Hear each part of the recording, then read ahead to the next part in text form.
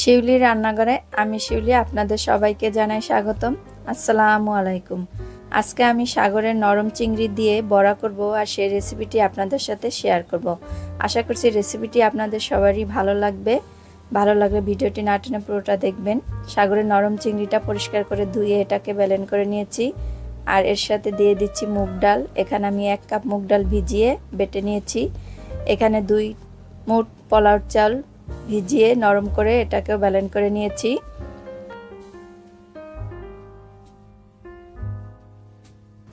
এরপর দিয়ে দিচ্ছি রসুন কুচি। এখানে আমি একটা রসুন ব্যবহার করেছি। দিয়ে দেব পেঁয়াজ কুচি। এরপর দিয়ে দিচ্ছি গুঁড়ো মশলা, হলুদের গুঁড়া, মরিচ, ধনিয়া, জিরা। দিয়ে দেব টমেটো কুচি। দিয়ে দিচ্ছি কাঁচামরিচ কুচি। ঝালের পরিমাণটা যে যতটুকু খাবেন কম বেশি বাড়িয়ে কমে দিতে পারেন। নিয়ে নিচ্ছি ধনিয়া পাতা কুচি।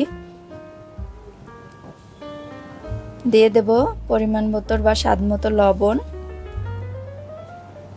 এরপরে এগুলো ভালো করে মিক্স করে নেব। আর এই চিংড়ি বড়াটা ছোট বড় সবারই কিন্তু চিংড়ি মাছ পছন্দ, আর এভাবে বড়া বানালে সকাল বিকাল যে কোনো টাইমে আপনারা খেতে পারেন। এটা খালিও খেতে পারবেন, ভাতের সাথেও খেতে পারবেন। এভাবে সব একসাথে মেখে নেওয়ার পরে চুলাতে গরম তেল করে এরপরে দিয়ে দেব এভাবে ছোট ছোট বড়া করে। আমি আমার পছন্দ মতো সাইজ করে দিয়েছি, আপনারা আপনাদের পছন্দ মতো সাইজ করে দিতে পারেন। তবে চুলার আঁচটা একটু বাড়িয়ে দেবেন, এতে করে বড়াগুলো খুব মচমচে হবে। এরপরে এগুলোকে উল্টিয়ে দেব। প্রথম সাইডটা এভাবে একটু লালচে হয়ে আসলে এটা উল্টিয়ে দিতে হবে। এভাবে এক এক করে আমি সব বড়াগুলো উল্টিয়ে নেব।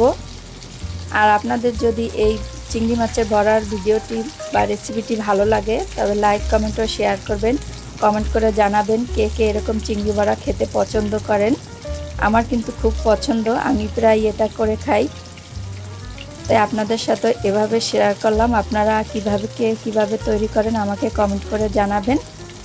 আর এভাবে আমি এক এক করে সবগুলো বড়া উল্টিয়ে পাল্টিয়ে ভেজে নেব। এই যে দেখুন বড়াগুলো উল্টিয়ে পাল্টিয়ে ভেজে নিয়েছি।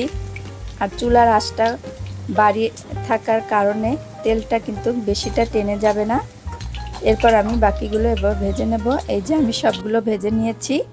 আজকের মতো এখানেই বিদায় নিলাম। আসসালামু আলাইকুম।